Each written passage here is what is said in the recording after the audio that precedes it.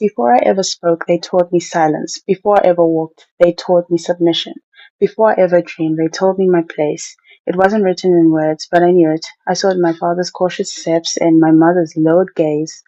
I felt it in the weight of every instruction, every law, every unwritten rule designed to mold me into someone who would accept, obey, endure. They built walls around my mind before I could understand what they were. I was taught that questioning was dangerous, that defiance led only to suffering, that survival meant compliance. They taught me to shrink myself, to fold into the corners where I was unseen, unheard, unacknowledged, and so I became what they expected, a shadow moving through a world where the sun did not belong to me. But walls have cracks. Even the strongest systems cannot hold forever. It started as something small, a doubt, a fleeting thought, a whisper deep inside me that said, what if they're wrong? What if this life they have given us is not the only way?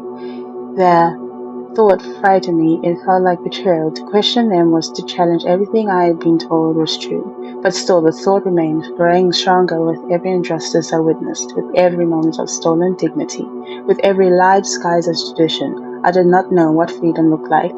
I had never seen it, but I knew somehow that it had to exist. I knew it had to be more than what they had told me, more than he had allowed me to imagine. And then somehow something happened, something I never expected. Help did not come from my family, from my neighbors, from the ones who shared my history. Help came from outside, from someone who was supposed to be on the other side of the divide. A boy who was not like me, who had never known the weight of the world pressing down on his back. At first I did not trust him. I had been taught that trust was dangerous, that with hands reaching out could just as easily pull me further into my change.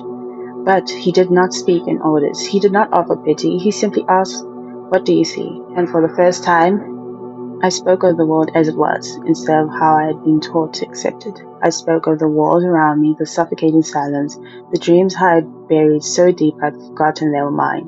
And when I looked at him, I saw something I did not expect. Understanding. Not sympathy, not guilt, just understanding.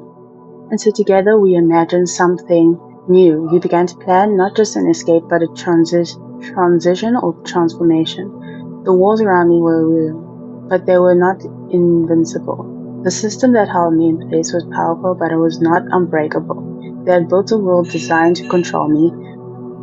The system that held me in place was powerful, but it was not unbreakable. They had built a world designed to control me, but that would be rewritten. And so we did. With whispered words and stolen moments, we traced paths where there were none. We uncovered weaknesses where there had only been shown strength. Every step we planned, every possibility we considered, made the dream of freedom feel more real. It was no longer a distant hope, it was within reach.